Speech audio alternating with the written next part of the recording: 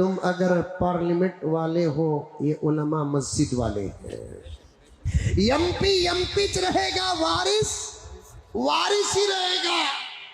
بے لگام زبان سب کی ہے جناب حیدرآباد، بے لگام زبان سب کی ہے، اور میں خادم بن کر عرض کر رہا ہوں، آپ جیسوں کو آپریشن کرنا آتا ہے، ہم کو پوسٹ مارٹم کرنا آتا ہے۔ میں لفافے کا صاف جواب دیتا ہوں، لفافوں پر تمہاری نظر کئی کو، تمہارے رشوت پر ہماری نظر پڑی، تمہارے سودی کاروبار پر ہماری نظر پڑی، تمہارے کرپشن پر ہماری نظر پڑی، سودی کاروبار کو حلال بنا رکھا ہے۔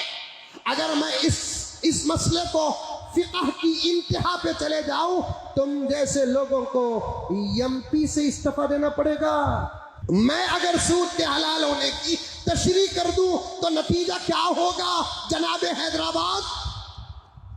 اب کہتے ہیں جناب حیدرآباد بولتے ہیں ہم نے ان کو نہیں کہا کہ ان کو کہا، جن کو کہا وہ بھی تو عالم ہے۔ یہ کہاں کا امتیاز ہے؟ مولانا ارشد مدنی کی قدر کرو اور شمشاد کی قدر نہ کرو، یہ کہاں کا انصاف اور امتیاز ہے؟ مولانا محمود مدنی اور حضرت مولانا سجاد نعمانی دامت برکاتہم کا ادب کرو اور حافظ یاسین کا ادب نہ کرو۔ کیا ان کا قرآن الگ، ان کا قرآن الگ؟ کیا ان کا علم الگ، ان کا علم الگ؟ جس کے پاس علم ہے سب کا ادب کرو۔ عمر اپنی جگہ پر کمی پیشی ضرور رہے گی، صحابہ عمر دیکھ کر ایک دوسرے کی عزت نہیں کرتے تھے، علم دیکھ کر عزت کرتے تھے۔ میں صاف کہنا چاہتا ہوں، مہاراشٹر کا نتیجہ اگر آپ کو بےقرار کر رہا ہے تو پھر یو پی کا جواب دو نا۔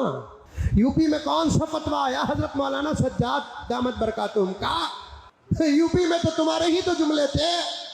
ضرورت مہاراشٹر کی بھی تھی، لیکن ایک طرف مہاراشٹر اور ایک طرف یو پی کو اگر دیکھیں گے تو پھر یو پی کی بہت زیادہ ضرورت تھی۔ یو پی کی سرزمین میں جتنے مدرسے ہیں شاید کہ کسی اور اسٹیٹ میں اتنے مدرسے ہیں، آپ کا داخلہ وہاں ہوتا نہ ہوتا تو آج یو پی ہمارے ہاتھ میں ہوتا۔ جناب حیدرآباد، آپ کو تو دہی کا جمن بننا تھا، تم نہ دہی کا جمن بننا تھا۔ جمن بولے تو کیا معلوم؟ دودھ میں 4 قطرے ڈالے تو پورا دودھ پھٹ کو دہی بن جاتا، وہ بننا تھا۔ کی کہتے تمہیں دودھ کو دودھ رکھنے دیتے نہیں، پھوڑ کو دہی بنانے کی فطرت ہے تمہاری، اور علماء پر نشہ نہیں۔ تمہارے 15 منٹ کے جملے کہیں اڑ کر چلے گئے، مولانا کا فتویٰ پورے اسٹیٹ کو نعوذ باللہ غارت کر دیا۔ نہیں، کچھ نہیں۔ بولنے والے انہوں یہ کچھ ہی حضرت بولنے والے، پھر دوسرے کیا سولے کو ہی، بچے دلنے کو ہی۔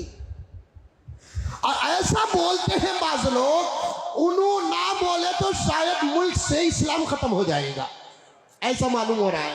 انہوں نہ بولے تو ملک سے شریعت ختم ہو جائے گی، انہوں نہ بولے تو نعوذ باللہ قرآن ختم ہو جائے گا۔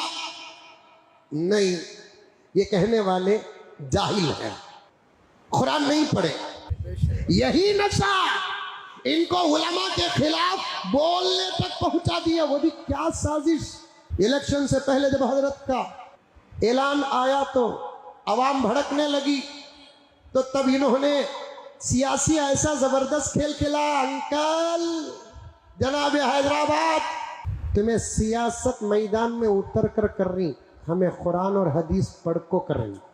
تمہاری سوچ اور عقل جہاں ختم، انشاءاللہ اللہ کے فضل سے ہماری سوچ و عقل وہاں شروع۔ علماء کے خلاف کبھی نہیں جانا، علماء کے خلاف کبھی نہیں جانا۔ باہر نکلنا بند کر دوں گا، ہاتھ اڑ گئے تو تمہاری سانس بند ہو جائے گی۔ ہمارے ہاتھوں کا پاور ابھی نہیں دیکھا آپ نے، نکلنا بند کر دوں گا۔ باہر نکلنا بند کسے کہہ رہے ہیں؟ علماء کو۔ تم اگر کرسی والے ہو، یہ علماء منبر والے ہیں۔ تم حالات کی کتاب والے ہو، یہ قرآن والے ہیں۔ تمہاری نسبت اگر سیاست سے ہے تو ان لوگوں کی نسبت علماء کی قدرت اور نبوت سے ہے۔ میرے بیٹے کو کون بھی ستایا، مجھے تکلیف ہوتی نہیں ہوتی؟ ویسے ہی عالم کو ستاتے ہیں تو تکلیف نبی کو ہوتی ہے۔